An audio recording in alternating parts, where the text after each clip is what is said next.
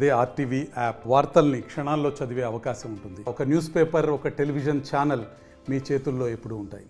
ఇటీవల కాలంలో ఆర్థిక నేరగాళ్లు రోజు రోజుకి రెచ్చిపోతున్నారు. ఒకచోట డిజిటల్ అరెస్ట్ అని, మరోవైపు సైబర్ నేరాలని, ఇంకోవైపు ఉద్యోగాలు ఇప్పిస్తామని, మరోవైపు లోన్లు ఇప్పిస్తామని చెప్పి పేర్లు చెప్పి ఆర్థికంగా ఎవరైతే మోసపోయే సిద్ధంగా ఉన్నారో అలాంటి వాళ్ళని వంచి నయవంచన చేసి లక్షల రూపాయలు దోచుకుంటున్నారు కేటుగాళ్ళు. అయితే తాజాగా కొత్త అవతారం ఎత్తాడు ఒకతను, ఐపీఎస్ అవతారం ఎత్తి ఇవాళ శశికిరణ్ అనేటువంటి వ్యక్తి ఫిలింనగర్లో ఈరోజు హైదరాబాద్ పోలీసులు అరెస్ట్ చేసినటువంటి ఉదంతాన్ని మనం చూసాం. కానీ ఆ శశికిరణ్ రెడ్డికి సంబంధించినటువంటి బాధితుడు కూడా కర్నూలు జిల్లాలో వెంకటేష్ అనేటువంటి వ్యక్తి ఉన్నారు. అసలు ఆయన చేతుల్లో ఎలా మోసపోయాడో, ఆయన ఎందుకు డబ్బులు ఇవ్వాల్సి వచ్చిందనేటువంటి అంశం మీద మనతో మాట్లాడడానికి వెంకటేష్ ఉన్నారు. సార్ చెప్పండి, ఈరోజు శశికిరణ్ రెడ్డి మీకు ఎట్లా తెలుసు? నమస్తే సార్, నాకు వచ్చేసి oriental bank of commerce Maurya పక్కలో ఉంది ఒక బ్యాంకు.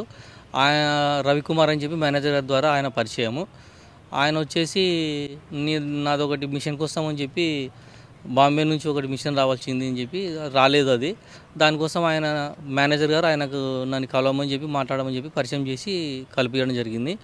అక్కడ నుంచి పరిచయం కొద్దిగా ఏర్పడి తర్వాత వచ్చేసి నేను బ్యాంకులో కొద్దిగా లోన్ తీసుకుని ఆ లోన్ ద్వారా సెటిల్ చేస్తాడు అని చెప్పి ఆయన బంద్ అయిన తర్వాత, కరోనా వచ్చిన తర్వాత కొంచెం బాగా ఇబ్బంది అనిపించి చేయడం జరిగింది. తర్వాత ఉద్యోగాలు కూడా మేము ఇప్పిస్తామని చెప్పి ఆయన కలెక్టర్ నేనని చెప్పి పరిచయం చేసుకోవడం జరిగింది.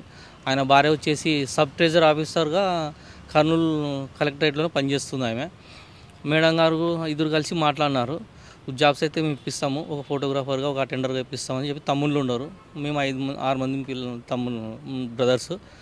ఇద్దరైనా గవర్నమెంట్ జాబ్లు వస్తే బాగుంటుందని ఆశతోని ఆయనకు డబ్బులు ఇవ్వడం జరిగింది. ఆ డబ్బులు ఇచ్చిన తర్వాత ఒక 2 నెలల లోపల జాబులు ఇప్పిస్తామని చెప్పినారు.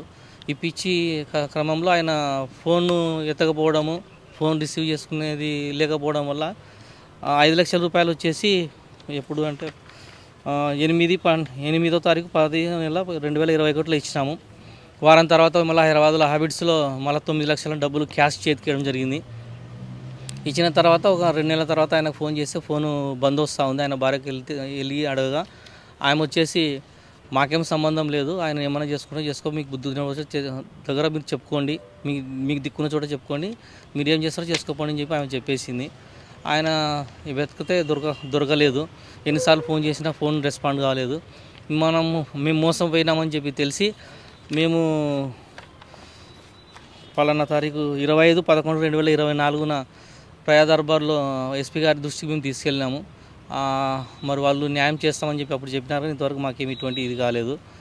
పోలీసుల ద్వారా కూడా మాకు ఇప్పుడైనా కనీసం వాడు ఏసీబీ వాళ్ళు హైదరాబాద్లో పట్టుకుని తెలిసి పేపర్లో చూసి టీవీలో న్యూస్లో చూసి ఇప్పుడు మళ్ళీ పోలీసు గారి దృష్టికి తీసుకెళ్దామని చెప్పి మేము అనుకుంటా ఉన్నాము. అంటే మీతో పరిచయం ఏర్పడినప్పుడు, లేకపోతే బ్యాంక్ మేనేజర్ మీకు పరిచయం చేయించినప్పుడు కలెక్టర్ అని చేయించాడా, లేకపోతే ఫ్రెండ్ అని చేయించాడా? ఆయన బాగా కలెక్టర్ పెద్ద పొజిషన్లో ఉన్నాడు, నాకు బాగా మంచి మిత్రుడు అని చెప్పి పరిచయం చేసినాడు.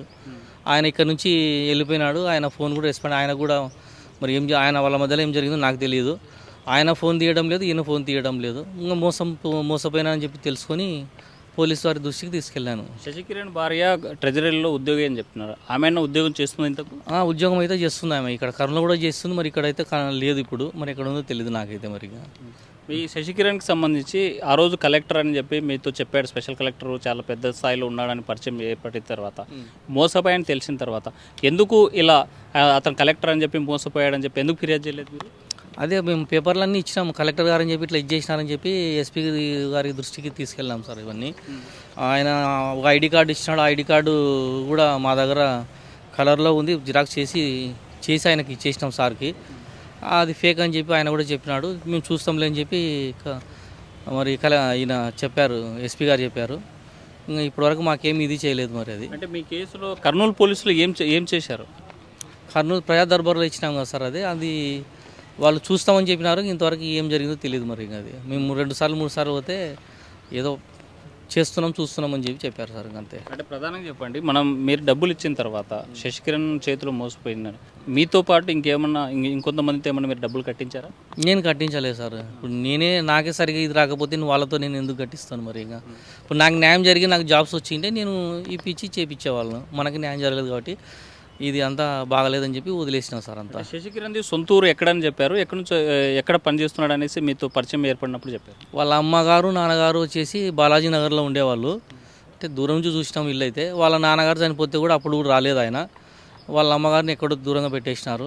ఇంకా ఆయన భార్య వచ్చేసి కలెక్టరేట్లో పనిచేసేది, సబ్ ట్రెజరీ ఆఫీసర్గా పనిచేసేది. ఇప్పుడు లేదు ఆమె అక్కడ. మరి ఏం జరిగిందో తెలియదు. మళ్ళీ ఇప్పుడు టీవీలో చూసి పేపర్లో చూసి నేను మళ్ళీ పోలీసుల దృష్టికి మళ్ళీ ఒకసారి తీసుకుపోయి మాకు కూడా తగు న్యాయం చేయమని చెప్పి వాళ్ళని అర్థించాలని చెప్పి నేను అనుకుంటా ఉన్నాను. మనం చూసాము వార్తల్లో కూడా అతనిది నందికొట్కూరు, స్థానికంగా ఉన్నటువంటి ఉమ్మడి కర్నూలు జిల్లాలో ఉన్నటువంటి నందికొట్కూరు అని చెప్పారు. ఎప్పుడు కూడా ఆ పేరు కానీ ఆ ఊరు సంబంధించిన ఎప్పుడు డిస్కషన్ మీతో చేయలేదు? చేయలేదు సార్. నందికొట్కూరు అని ఎప్పుడు చెప్పలేదు. ఆయన బాలాజీ నగర్ అని చెప్పి చెప్పాడు. ఆ ఇల్లు కూడా ఖాళీ చేసిన, కిరాయిలే ఉండింది, అది కూడా ఖాళీ చేసి వెళ్ళిపోయినాడు సార్. అంటే మీరు టోటల్గా ఎలా అమౌంట్ ఇచ్చారు, ఎంత అమౌంట్ ఇచ్చారు? టోటల్గా వచ్చేసి నేను 5 లక్షల రూపాయలు 8వ తారీఖు 10వ నెల ఎస్బీఐ నుంచి తమ్ముని అకౌంట్ నుంచి నేను ఆయనకి జగదీష్ కుమార్ అని హైదరాబాదు అక్కడికి పంపేయడం జరిగింది. ఆయన అకౌంట్ నెంబర్ ఇచ్చినాడు, ఆ అకౌంట్ పంపండి అని చెప్పి చెప్పినాడు.